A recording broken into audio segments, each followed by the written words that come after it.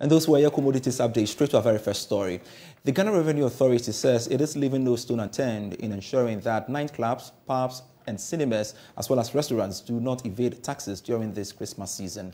According to the enforcement team of the GRA, it will make sure players in the tourism and hospitality industry comply with the revenue laws. This came to light after the enforcement team embarked on a night operation at Spintex, East Legon, and Riwe. Now the following report has more. The night operation, which was led by the enforcement team of the Ghana Revenue Authority First Point of Call, was at Cecil Event Bar and Grill at Ringway Estate. It was revealed that the event center had not been issuing the right VAT invoicing, although the business had been registered. The team then headed to Mango's in East Legon. The restaurant was cited for selective issuance of VAT invoice. The last point of call was at Hangout, a pub at Spintex Road. It was clear that, although the business had been registered, they were also cited for invoice infractions. Here is Head of Enforcement Unit GRA, Accra Central, Joseph Annan. This night, we have been to 3 places. The first place we visited is Cecil Events Bar and Grill. Yes, that is at Ringway Estate. Then from there, we moved to Mango's restaurant. That is at East Legon. And currently, we are at the Spintex Road at Hangout. Yes. And all these taxpayers are registered, but they are either not issuing the VAT at all, or they are doing selective issuance of the invoice. And like we have always said, it's an infraction on the law. And Section 58 of the VAT Act makes it an offense for not issuance of the VAT invoice, non-issuance of the VAT. So currently, it's late. So as we have always been doing, this time around, we are inviting them to the office tomorrow morning for the CID to take their statement. But we have picked their records, which will be examined, and the preemptive assessment will be established. Mr. Annan had this advice for operators in the hospitality industry. The law is for all of us. You may not like the law, but once it's passed, we need to abide by the law. And as the law requires, once you are registered, you must issue the VAT invoice. And if you are not registered, that is even worse. Because when we come to you, what it means is that we are compulsorily going to register you. And that comes with quite a heavy penalty. So please, don't wait for us to come. Well, it is not known where the team will be going next. But make sure when they come knocking at your door, your company is registered and you are issuing the right invoices. For Joy Business, Pious Kojo Backah. Now, prices of goods and services are expected to remain high next year, but not up to the levels of this year. This is because inflation in Ghana will average about 20% in 2023. That's a forecast by the Economist Intelligence Unit. There is more in this report. Its latest 2023 Africa Outlook report, the Economist Intelligence Unit, EIU, predicted an average rate of inflation of 32% in 2022. This will rank the country 5th on the African continent with the highest inflation rate. EIU pointed out that the annual average consumer price inflation will be in double digits for about 42% of African states this year. Again, elevated price pressures have become problematic for governments, businesses, and households across the continent. Inflation went up by 9.9% to 50.3% in the month of November, according to figures from the Ghana Statistical Service. This was the highest figure recorded in 27 years. Meanwhile, Zimbabwe and Sudan are expected to record the highest average rate of inflation of more than 50% next year. Now, investment and fund management firm Databank has announced the closure of its offices effective today and to work remotely following attacks and threats on its staff. A statement issued Wednesday by the company said it has not been spared the liquidity challenges that have beset the fund management industry owing to macroeconomic crisis facing the country. Now, the situation has negatively impacted its ability to honor withdrawals requests as expected. However, while some clients have cooperated with the company, there are several clients who have felt the need to abuse staff physically and verbally and also threaten their lives as well as their families. Kojo Backah is Chief Executive of Databank Group. recall that way back from the mark-to-market directive that the Securities and Exchange Commission issued, and the Securities and Exchange Commission are our regulators. They look after us, they guide us, they give us all the rules and regulations we should abide with.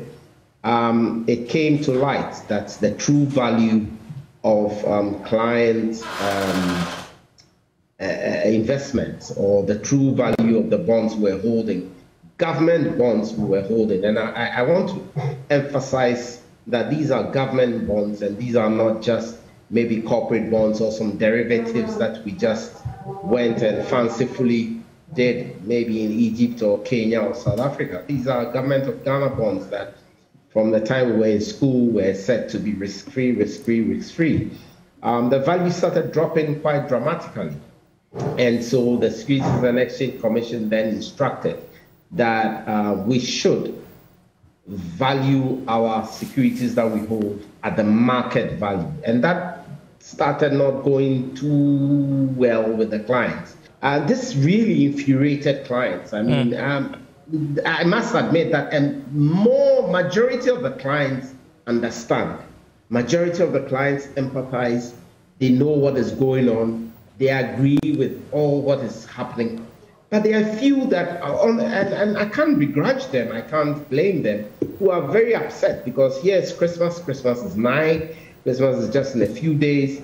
In January, school fees is coming up. You know, salaries have to be paid, and so much is going on. And I can't blame them for being that upset. But if it will even just take one client out of our 300, 400,000 to take a knife and stab a client and stab a staff or even a fellow client, I didn't think it was prudent. A while longer on this, and some aggrieved customers say they are unhappy about their inability to access their funds, citing the government's debt exchange program as the reason.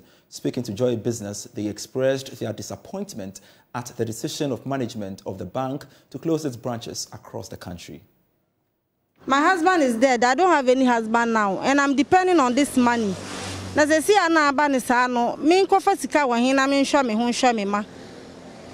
10th January, no more cano. Are they not going to eat? What are they expecting us to eat from? And besides, me kuwa free my court mama order say me account number. The court has given me an order to come for the details of my late husband's account for it to be processed so I can have money from the mutual fund. Same way, they are not even permitting us to go inside. They have given us number, but the number when you call it is not going through and nobody is talking to us. So I feel frustrated and I don't know what to do. And I'm disappointed to the extent that even say I permitting me to go inside like I will close my account. Because this kind of behavior, no, I'm frustrated. Well, I've done the mutual fund. The mutual fund is mutual, so you can halt it today. So when you come and you say you want to halt, the next day they should get your money for you.